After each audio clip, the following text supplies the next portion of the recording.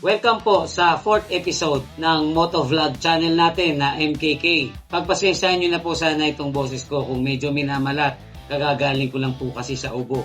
So anyway guys, share ko lang sa inyo after naming mag-practice ng basic trail. Last time ay kumain po kami sa isang sizzling house. So pinarada po namin yung mga motor namin doon sa harapan, pero magkakahiwalay kami ng pagkakaparada. At pagkababa ko po ng motor, sakto may parating na 3 lalaki. Napapasok din doon sa sislingan. Napatingin po sila doon sa motor ko. At kitang-kita ko po sa mukha nila yung pagkamangha. Kasi siguro dahil sa bago pa naman yung motor, makintab, hindi pa masyadong marumi.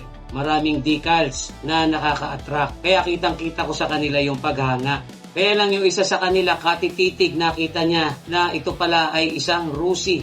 At dinig na dinig ko po sinabi niya doon sa kasama niya, ay sayang Rusi lang pala. Yung kaninang paghanga na makikita mo doon sa mga mukha nila ay napalitan ng pagkadismaya. So sa akin okay lang naman po yun.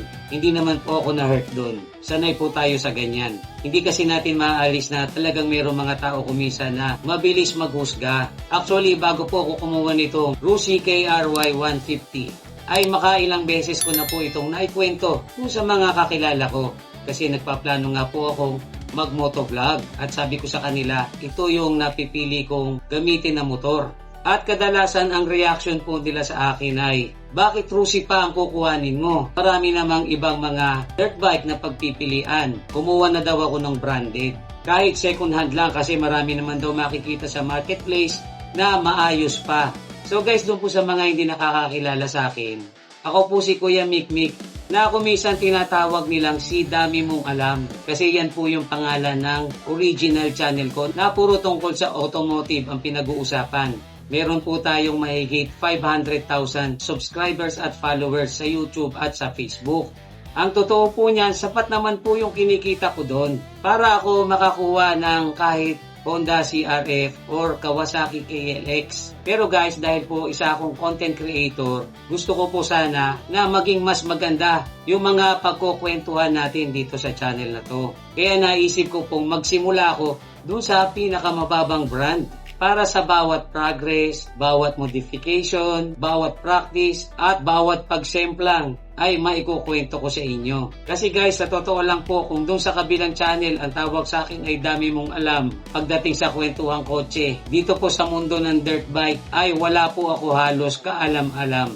Kaya gusto ko po sana na makasama kayo every step of the way. Matuto ako doon sa mga i-comments nyo at ma-share ko naman yung matututunan ko. Alam nyo guys, ganyan din po nangyari sa akin 3 years ago nung maisipan kong pumasok naman sa mountain bike na enduro din or yung mga mountain bike na nagtitrail. Nag-start po ako dyan na ang ginamit ko ay yung Japanese surplus bike. Unti-unti, nag-practice, nagtatanong doon sa mga marurunong kung paano mag-upgrade, ano yung mga basic.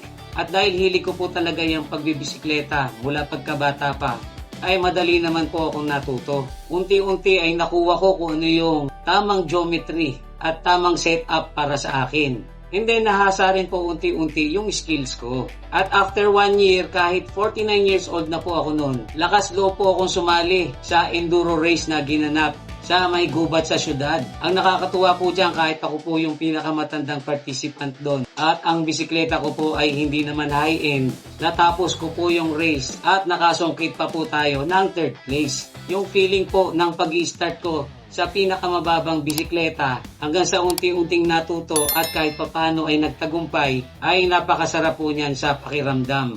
Lalo na po sa tulad ko, middle age na. So guys, ngayon po na 51 years old na ako, marami po nagsasabi sa akin na di ko na daw yan kakayanin, masyado daw delikado yung pagda-dirt bike at pagtitrail.